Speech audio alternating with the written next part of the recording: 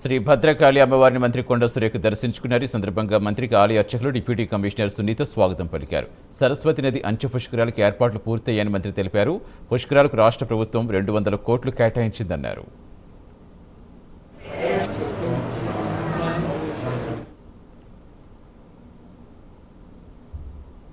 మరి వారు ఒక రోజు ముందే వరంగల్కి వచ్చి ఇక్కడ 1000 స్తంభాల గుడిలో అభిషేకం చేసుకొని భద్రకాళి అమ్మవారిని దర్శించుకొని మరి కాళేశ్వరం వెళ్ళి ఈరోజు రాత్రి అక్కడ నిద్ర చేసి ఉదయం ఆ యొక్క పవిత్ర స్నానం మొదలు పెట్టడం వారితోటే జరుగుతుంది. మరి ఆ కార్యక్రమంలో భాగంగా వారు ఈరోజు వరంగల్ పట్టణానికి రావడం జరిగింది. ఇది మనకు అందరికీ కూడా మహాభాగ్యంగా చెప్పుకోవాల్సిన అవసరం ఉన్నది.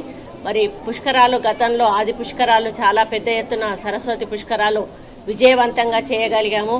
కానీ అప్పుడు కొంత వర్షాకాలం ఉండడం వలన భక్తులకు ఇబ్బంది జరిగింది. మళ్ళీ ఈసారి అంత్య పుష్కరాలు 21 నుంచి వచ్చే నెల 1 వరకు కూడా నిర్వహించబడతా ఉన్నాయి.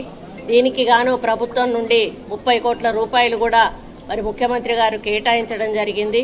అక్కడ పనులన్నీ కూడా పూర్తి చేసి అన్ని సౌకర్యాలు కూడా భక్తులకు ఏర్పాటు చేయడం జరిగింది. ఈ స్వామిగారు ఒకరోజు చేసిపోతే మరి రోజు ఒక స్వామిగారు అంటే ఒక్కొక్క పీఠాధిపతులను కూడా మరి ఈ 10 రోజుల కార్యక్రమంలో భాగంగా ఒక్కొక్క రోజు ఒక్కొక్కరిని కూడా పిలిచి మరి వారి ద్వారానే మొదటి స్నానము మొదలు పెట్టడం జరుగుతుంది. అవే కాకుండా సాయంత్రం పూట మరి గంగా హారతి అనేది కూడా రోజు ఇవ్వడం జరుగుతుంది. గోదావరి హారతి, ఇప్పుడు మనం గోదావరి పక్కన ఉన్నాం కాబట్టి ఆ హారతితో పాటు ఆ హారతి అయిపోయిన తర్వాత సాంస్కృతిక కార్యక్రమాలు కూడా ఈ 10 రోజులు కూడా మరి నిర్వహించబడతాయి.